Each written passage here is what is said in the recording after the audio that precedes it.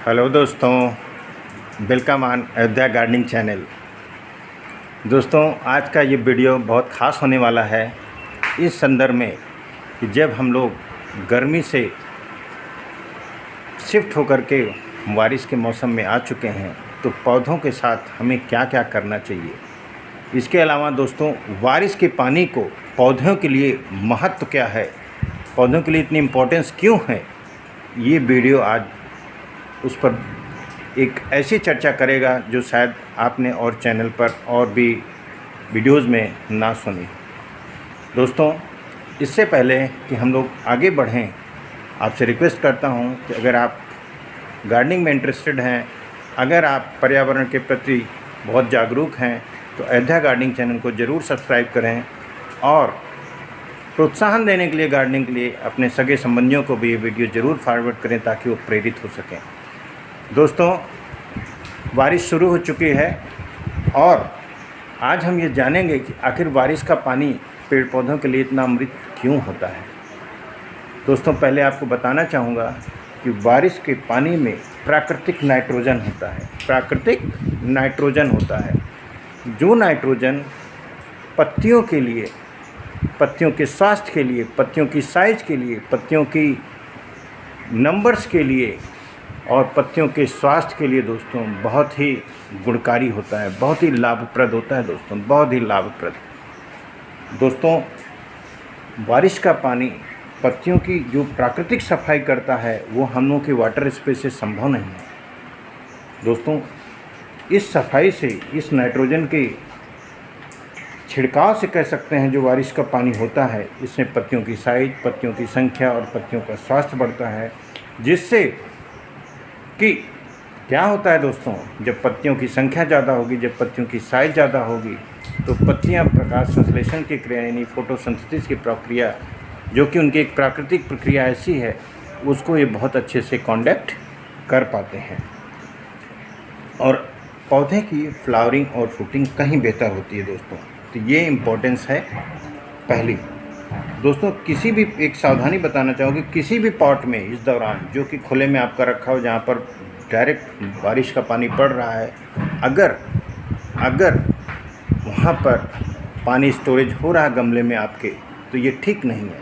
उसके लिए हमें इंतज़ार नहीं करना पड़ेगा, हमें तुरंत ही उस गमले को रीपॉट करना पड़ेगा और ड्रेन सिस्टम स्ट्रॉन्ग करना पड़ेगा। दोस्तों, एक चीज़ और शेयर करना चाहूँगा, हर गमले में, मैं भी अभी ये शुरू किया हूँ, हर गमले में कम से कम 2 ड्रेनेज ज़रूर बना चाहिए, यानी 2 होल बनाना चाहिए।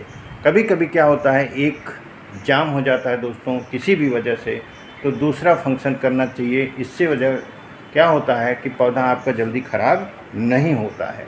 दोस्तों, पौधा कैसे ख़राब हो जाता है जब पानी का स्टोरेज होता है, मैं इस पर एक वीडियो बना चुका हूँ, बहुत छोटा वीडियो है। आप देखेंगे तो आप समझ पाएंगे कि आखिर पानी नुकसान करता है ज़्यादा जड़ों में जब इकट्ठा हो जाता है, तो कारण क्या होते हैं, इम्पोर्टेंट चीज़ें जानना। इसलिए दोस्तों, ड्रेनेज बहुत स्ट्रॉन्ग करना पड़ेगा हमें। तीसरा, चूँकि बारिश का पानी इतना इम्पोर्टेंट होता है, जैसा कि मैंने अभी बताया और आगे और भी कुछ पॉइंट चर्चा करेंगे, ये ज़रूरी है कि हमारे सारे पौधे रेन वाटर एक्सपोज्ड हों। मतलब क्या है कि जो पौधे ये खुले में आप देख रहे हैं, ये तो है ही हैं, ये पौधों दोस्तों, इनको हम क्या करेंगे, बहुत सारे ऐसे पौधे हैं जहाँ पर ये पौधा है, जैसे यहाँ पर आप देखें तो ये, इस पर बारिश का पानी नहीं पड़ रहा है। ऐसे में क्या है दोस्तों, हम इसको क्या करेंगे, 1 हफ्ते के बाद यहाँ पर शिफ्ट करेंगे और यहाँ के पौधों को उधर शिफ्ट करेंगे। आपने देखा होगा पिछले वीडियोज़ में, ये कुछ पौधे इधर थे और ये इस साइड थे दोस्तों। अभी हमने इसको इधर किया है ताकि पौधों के जो वाटर एक्सपोजर हो, रेन वाटर एक्सपोजर हो, वो एक बैलेंस्ड हो।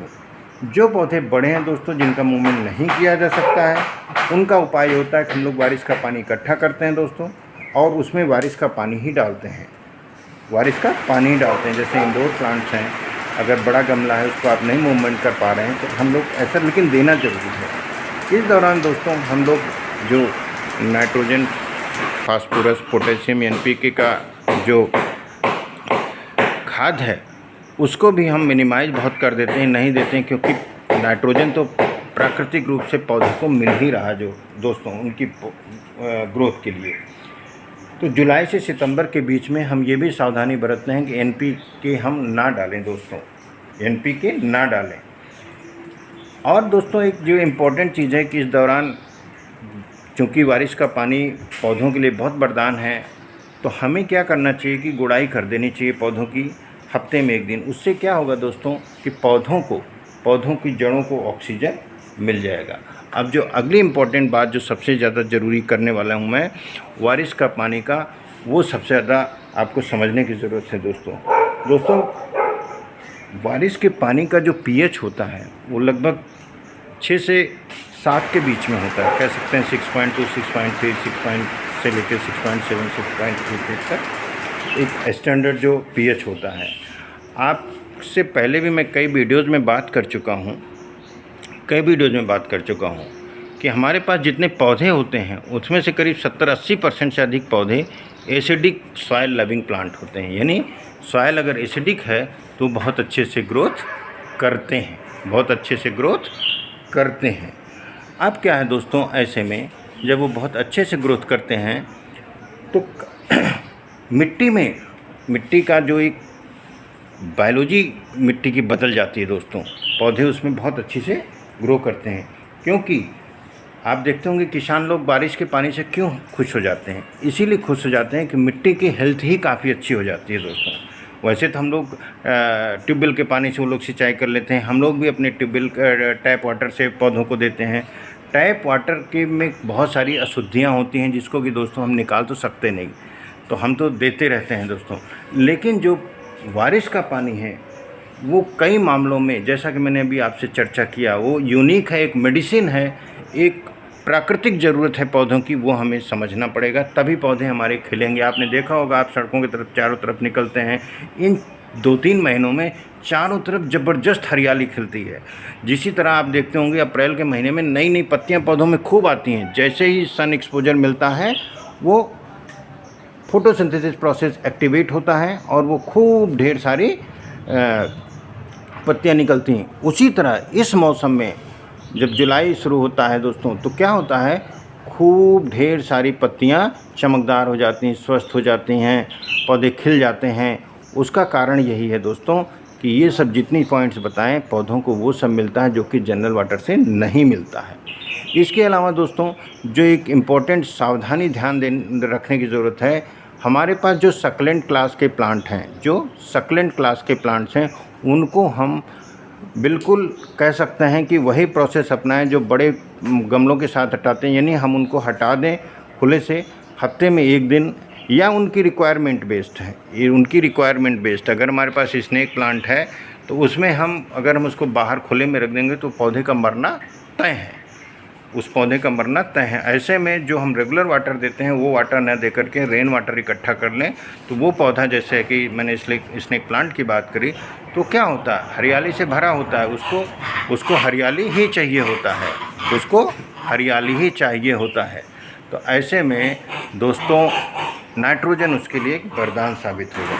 अब जो सबसे महत्वपूर्ण इम्पॉर्टेंट चीज़, ये सब तो हम लोगों ने उपाय समझ लिए, कैसे हम बारिश के पानी के लाभ क्या हैं और उसके हम लाभ कैसे उठाएं, उसमें हम कुछ सावधानियां हमें कैसे रखें, जैसे हम पौधों को जगह जगह बदलते रहते हैं उनकी, ठीक है।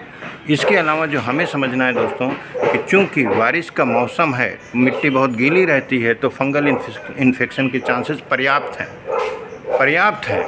ऐसे में दोस्तों हर 15 दिन पर हमें एंटी फंगल का लिक्विड डालना पड़ेगा, नहीं तो कुछ पौधे संभव हो आपको ख़राब हो सकते हैं और वे कन्फ्यूजन में आप हो सकते हैं कि तो लगता है वो एक्सेस वाटर से हो गया। इसके लिए दोस्तों अगर गमला हमारा नॉर्मल साइज़ का है, 10-12 इंच का है, तो उसमें हर 15 दिन पे आधा चम्मच ही 1 लीटर पानी में घोल करके या बारिश के पानी में ही घोल करके उसमें डाल दें। अगर गमला हमारा बड़ा साइज़ का है, जैसे इस साइज़ के गमले हैं हमारे, इस साइज़ के गमले हैं, तो ऐसे में हम 1 चम्मच डालेंगे, वो ज़्यादा भी नहीं होगा और कम भी नहीं होगा। तो दोस्तों उम्मीद है कि ये चीज़ें आपको दोस्तों काफ़ी हेल्प करेंगी और बारिश के मौसम में और बारिश के पानी के बारे में, पौधों के संदर्भ में आपकी जानकारी को बहुत अपग्रेड करेंगे, एक लेवल ऊपर ले जाएंगी। थैंक यू दोस्तों।